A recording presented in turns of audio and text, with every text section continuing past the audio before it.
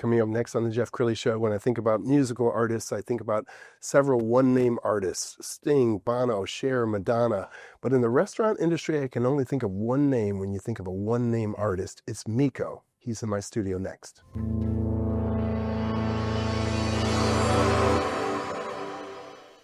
Many are predicting that the worst is yet to come, which is unfortunate, said one person here. Until now, they've enjoyed the reputation of being the nation's icebox. Watched a burglar in his home this morning by webcam. As a journalist of over 25 years, stories are what make my world turn. Reporting live from the Dallas newsroom tonight, Jeff Crilley, Fox 4 News. But in 2008, I took the jump from my familiar life and started a PR firm from my home. We're talking about anyone with a camcorder like the one I'm using becomes a television network. We started slowly growing the company, and we now have over 100 clients, and we've branched into the world of live digital broadcasting. I now own 8 different TV studios and have a huge team, and the stories that I now get to share are sometimes the most important of my life. Life has a funny way of coming around full circle. This is the Jeff Crilley Show. Well, Dallas is a very fickle place when it comes to restaurants. We all know of restaurants, famous restaurants who opened, you couldn't get in for a year, and then the next year they were closed. It takes a very special artist, if you will, to create a concept that stands the test of time. And that describes my next guest, Mico Rodriguez. Everybody knows him as Mico. Thank you for coming on the show. Thank you, Jeff. I appreciate this. Very nice. I'm honored to have you on the show. I mean, I'm honored that you're on. Thank you. Thank you. Well, the names that we all know, Micocinas, Mr. Macero, and there's a half a dozen other concepts that you've come up with over the years. Just go ahead and name it. It's been a blessing. Yes. We did Micocina, Taco Diner, and I also did Mr. Macero and Doce Mesas, and I might be leaving one out. Sorry. We also did the Mercury, Citizen, Paris Vendôme. Yes. And now, Chop House. And now you have a food hall concept. Oh, it's fabulous. It's called Food Nation. And it's single cocinas, which means there's 5 vendors. But it has never, and it's all about cross-cultural exchange. Because we have local flavor, local talent. And everyone's trying to do their best job. Yes. So I really enjoy it. I'm learning about it. So it's nice to be able to do this. And what I love about you is you started from the ground up. I think you started washing dishes when you're 5. No, I was a water boy, actually. Were you a water boy? I used to carry the trays like this. And I was always chubby, maybe more than that. But my dad would say, "You're 3 by 3. 3 and 3. We found a wonderful piece done by the great Rebecca Lopez on Channel 8. Let's go ahead and run a clip from this. Most recently expanding his popular Micocina restaurant. Mico Rodriguez's life has always been tied to restaurants. As a boy, he bussed tables, chopped vegetables, and worked side by side with his mother at Mia's Tex-Mex on Lemon Avenue. He knew then he would someday own his own restaurants. I was 5 years old, and I knew that was what I was going to do. But one fight with his mom changed everything when he wanted a promotion. I walked out of the restaurant. My brother chased me, and he says, "Mico, you're going to change history." History did change. Mico launched Micocina with the help of some wealthy customers who invested $82,000. I had $500 in the bank. So we had 12 tables, and we were in a shopping center that was half empty. So he decided to sell margaritas and created a drink that put Micocina on the map. And so we came up with something, our margarita, which was my dad's recipe. And through the years, it was a Spanish priest that gave my father a sangria recipe. The Mambo Taxi was born, and one of Micocina's loyal customers, Juanita Miller, whose dad was real estate mogul Henry S. Miller, wanted a Micocina in Highland Park Village. Miss Miller, a little feisty, she slammed, they came to eat, and she slammed her fist on the table and said, "I want you in my shopping center." Mico, at your service. I'm going to cook today a pollo a la plancha. Micocina grew fast, and now it brings in more than $200 million a year in revenue. Mico, one of the things I love about you is your humility, because you know you couldn't have done this alone. You had so many people believe in you over the years. What do you want to say to those people who came alongside you? I want to say from the heart, well, they know it's from the heart. Thank you. Nice. It's been a privilege. Mm. And I think your journey is just beginning. You're still a young man. You're still inventing new concepts. I still get excited about it. Isn't that cool? And the guest and the staff, that's what makes it interesting. Well, one of the things about all of your concepts is the consistency. I don't think I've ever had a bad meal at any of your concepts. So what is it about the team you've assembled that... When you serve millions of meals, there's a percentage there aren't going to be quality. But having loyal guests, very forgiving. And how do I say, you get people to care. Yes. And a lot of people, they don't like the word care. It's too fuzzy for them. Right. And so you find out real early who's able to care. And then the restaurants would kind of weed people out that didn't want to pay that didn't want to do that. So they realized that under that one roof, even though there was multiple restaurants, they'd stand on their own.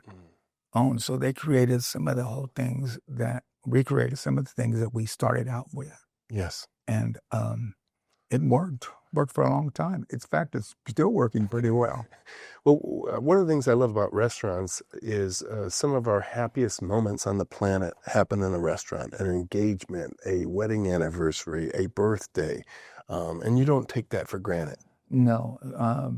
And it's real easy to say, well, they go to Mico or they go to other restaurants. And a lot of them will go more than one to one Mexican restaurant. But the restaurant that we had, people celebrate, but they're also coming back next week. Yes. And I like that. And you're a pioneer in this space. Describe what was like Tex-Mex or what was Mexican food before Mico. In the 60s, it was half Mexican, half Tex-Mex, and half American. So they were essentially two kitchens. And in the 70s, it got a little bit more, let's say, border town. Mm-hmm. And it got real extreme in the 80s. There were a couple of restaurants that didn't adhere to that. But you look at other restaurants in the 80s, and it's very more theatrical. Yes. And so when we opened up Mico, we went back to what I learned, a lot of it through the years. And, I'm very, very grateful to those people because I idolized waiters when I was 6 or 7 or 8 years old. And I still care for staff, but no, it's been very interesting. You have me thinking. I'm so sorry. No, I'm glad that you do. I'm glad. And you work with your family, and I know that's a blessing. Mamma mia. If you can survive that, you can survive, no kidding. The highs were high, the lows were low, but if I dream a restaurant, I dream my mother's 12-table restaurant on Lynn Avenue. Mm-hmm. So beautiful. We've got some video from a PBS special you did a few years ago. We're going to just roll some video because I think this was Lee Cullum, a very famous journalist here in town, and she was profiling the Macero concept. As you look back on your journey, and now it's been several decades, has it gone by quickly? Well, now everything's going to go by quickly. But you get so focused on going to work. I never saw the sky for a long time, first couple of years that we opened Mico. And so it has gone by quickly. And through the years, and what do you remember from the staff? Buying a house, getting financially secure, having success in and out of the restaurant, being part of a terrific family, both Mico and their own family. But it became very special.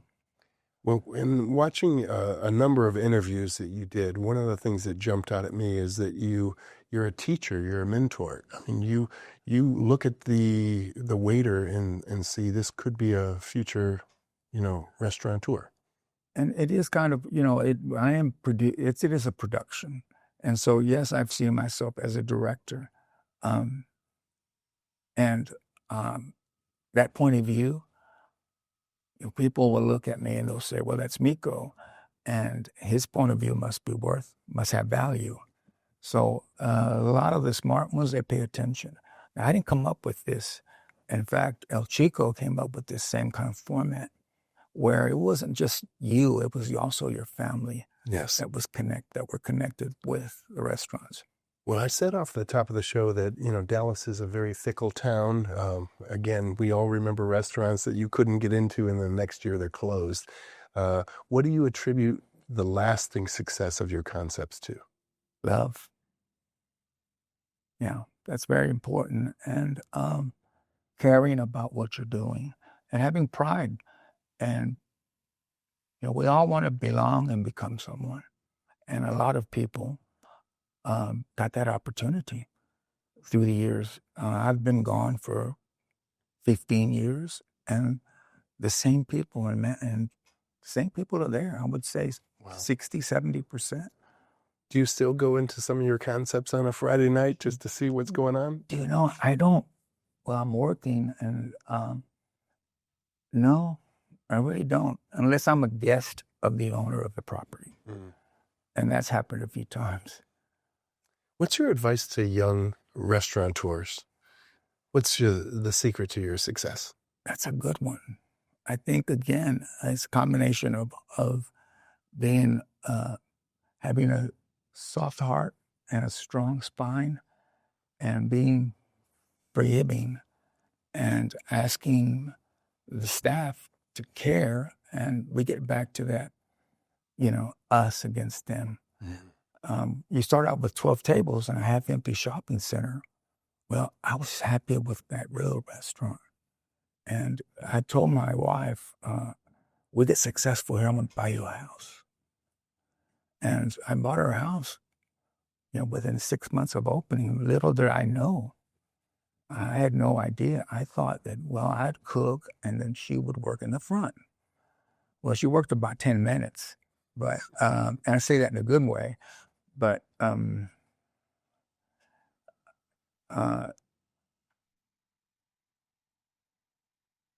yeah.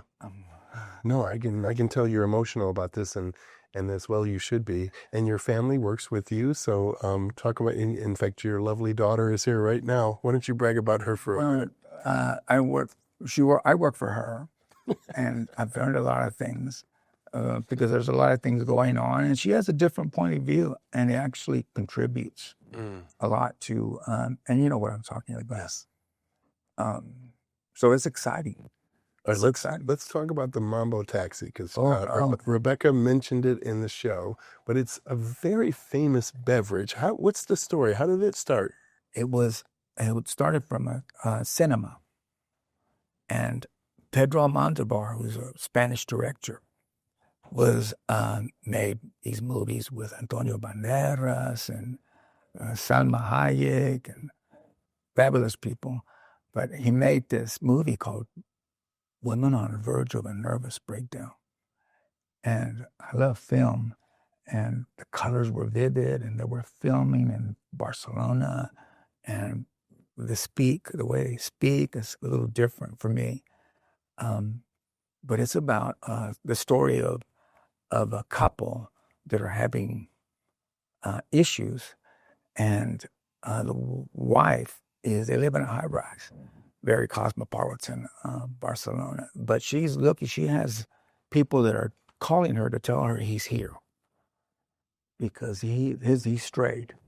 And so when she would call for the taxi, yellow taxi, she'd open the door and here we go. It's Mambo Land. You're transported to another existence. And of course she would complain about him, about the music, but she kept, 3 or 4 times that she was entering the yellow cab, the Mambo yellow cab, which good name is maybe taxi stand. There you go. All right, when you came up with it, did you know you had a hit? No. I actually didn't want to serve margaritas because we had a 12-table restaurant, and it would make families wait, and if people drank, and so I really didn't want to serve them. So I served them at a above normal price, and we made them strong. Maybe you're familiar with. They're very strong. I have sampled a few. So thank you for that.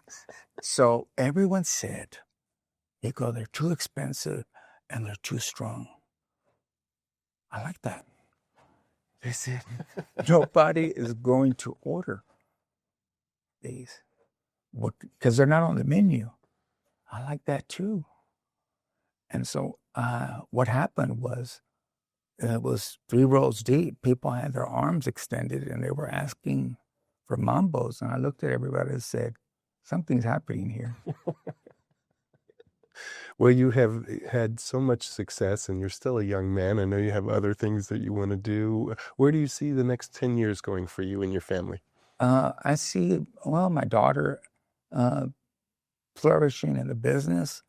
And I also see my role as chosen role as a teacher, a mentor, because that's a lot of it. I got the idea. I have the ideas and the motivation and the dream, but like you said, you have to have people that are committed. Wow. And I was fortunate, very fortunate to be part of it. And I think a lot of people feel the same way, which is a good feeling. All right. In the closing minute, I want to give a shout out to my good friend, Martha Tiller. She is a legendary PR person. How long have you known Martha? Not that long. Maybe since the 80s. I think that's 50 years.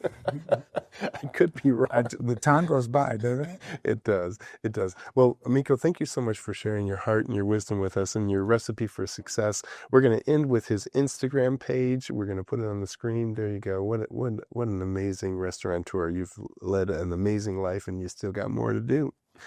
Thank you so much for coming on the show. That's it for now. We'll see you next time.